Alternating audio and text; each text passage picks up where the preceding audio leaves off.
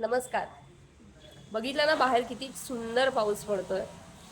तर पाऊस बघूनच एक कविता सुचली मला. लगेच कागदावरती लिहून काढली. म्हटलं आता माझे मित्रमैत्रिणी आहेत त्यांना सुद्धा ऐकवावी, म्हणजे ते पण रिफ्रेश होतील. काय बरोबर ना?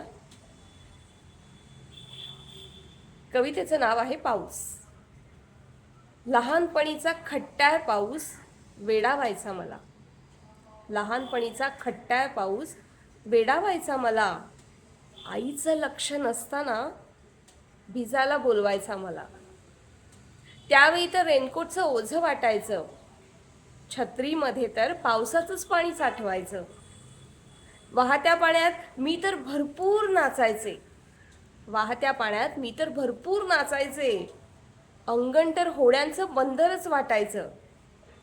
असा हा निरागस पाऊस, असा हा निरागस पाऊस प्रफुल्लित करायचा मला. वर्ष सरू लागली तशी काळाच्या पडद्याआड केले मी त्याला. आता मात्र रेनकोट छत्रीचा आधार वाटायचा. वाहत्या पाण्याचा रस्ता नकोसा वाटायचा. अंगण होडी यात गोष्टी तर खूपच बालिश वाटायच्या. पावसाच्या त्या रंगीत छटा याच मनात साठायच्या. कुठं गेलं ते बालपण, कुठं गेलं ते बालपण आणि कुठे गेला तो पाऊस. मनाच्या कोरडेपणात हरवलाच वाटतं तो पाऊस.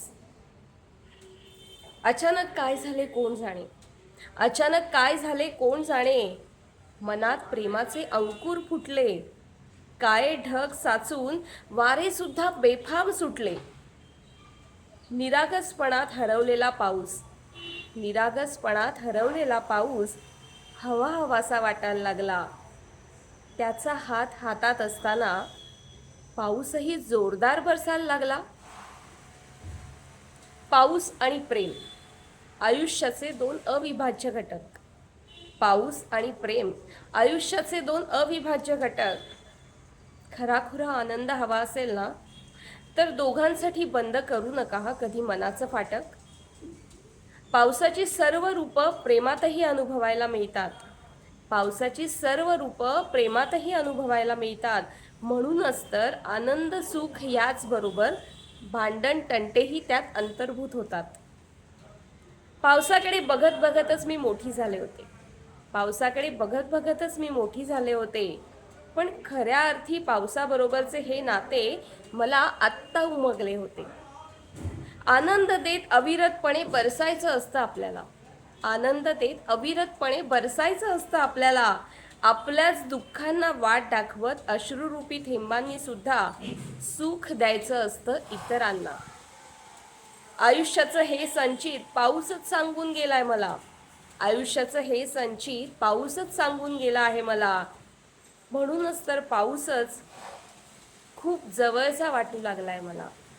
म्हणूनच तर पाऊस खूप जवळचा वाटू लागलाय मला. कशी वाटली कविता? कमेंटमध्ये नक्की सांगा आणि लाईक शेअर फॉलो नक्की करा.